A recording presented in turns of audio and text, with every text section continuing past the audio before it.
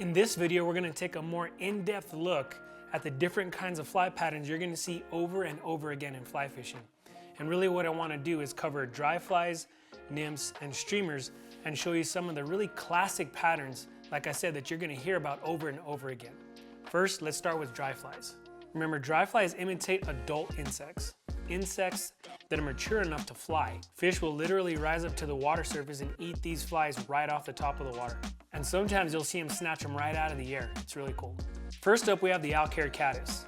This fly is meant to imitate, as you might have guessed, a caddis fly. The Alcaire caddis might just be the most famous dry fly in fly fishing history. Typically, it's fished in size 12 down to 18, and this is really a favorite pattern of mine. I carry a lot of this fly in my box all the time. The next dry fly I want to talk to you about is the Stimulator. The Stimulator is a really cool pattern to have in your box. It's really meant to represent stoneflies, but it can also simultaneously represent a bunch of other flies that are around that you don't have an exact pattern for. This is a very common and effective dry fly representing a variety of stoneflies in trout waters, and they're usually fished as big as a size 2 or 4 and as small as about a size 16 or so. Next pattern I want to run by you is called the Royal Wolf. And this is really an imitation type fly, imitating many insects. And you're going to find that a lot of dry flies are created with that theme in mind, where you're trying to imitate maybe a variety of dry flies with one single pattern. Really, flies like this are meant to be more of a trigger fly than actually imitate a specific bug. And you'll typically find this fly in sizes 14 to 18. Baetis. So when you hear the word Baetis in fly fishing, just think mayfly. Mayflies are very common on trout waters, and having dry flies that imitates them is a must.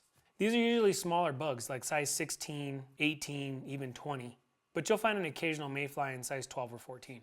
Finally, in the dry fly category, I want to talk to you just real quick about the Griffith's gnat. And this is really to imitate midge adult patterns. If you've ever seen fish eating bugs so small you can't see the bugs, more than likely they were eating adult midges right off the top of the water. Even clumped together, these flies are really small. And that's actually what the Griffith's gnat imitates. It imitates a clump of midges all stuck together. And usually you're going to fish these in size 18 and down, but usually no smaller than like a 22. These are really good patterns to have when you're on tail waters, which we'll cover more in Module 3. All right, those are some of the classic dry fly patterns that I think you should probably have in your box.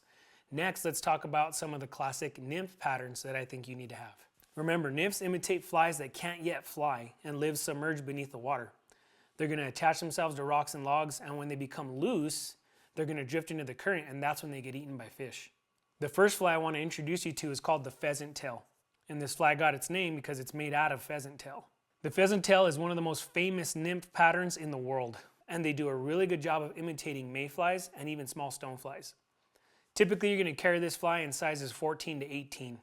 That's a pretty good range. Another extremely famous and common nymph fly in the fly fishing world is the hare's ear. And this also is to imitate mayflies and stoneflies. And really, this fly does a great job at imitating both, which is why it's a great pattern to have in your pack at all times. Typically, you're going to fish this fly in sizes 12 to 18. You can even go a little bit bigger if you're really trying to imitate a stonefly pattern.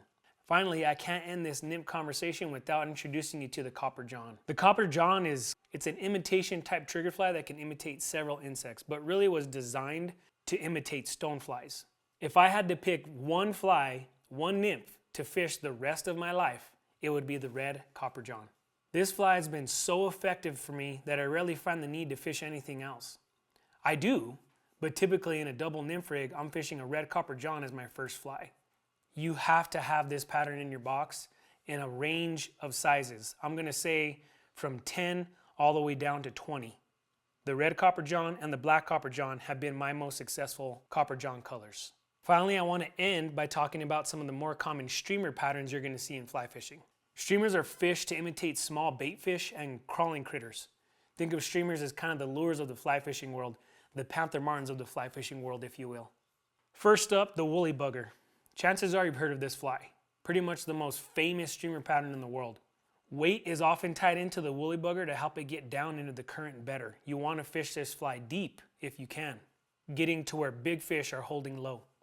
While dry flies and nymphs are often fished on a dead drift, meaning that we don't move them while they coast through the water, the woolly bugger is often pulled through the water by an angler. Again, like I said, it's really kind of a panther martin or a lure, if you will, in the fly fishing world. Next up is the bunny leech. This is also an extremely famous and very effective streamer pattern in the fly fishing world. You can fish it a couple different ways. You can fish it just like a woolly bugger, where you're going to strip your line through the water, or you can fish it on a dead drift. Now when I say dead drift, really what that means is that we're just not going to move it as it's drifting through the current. So essentially you can fish this fly just like a nymph style pattern. The thing about talking about flies is that it's a never-ending discussion, right? We can sit here and talk about thousands and thousands of fly patterns in the world, but really what you're going to find over time is that people designed their flies with these classic patterns as the foundation. These are some of the oldest and most tried and true patterns in the world. So whatever flies you keep in your box, I highly recommend that you always keep a handful of these patterns in stock.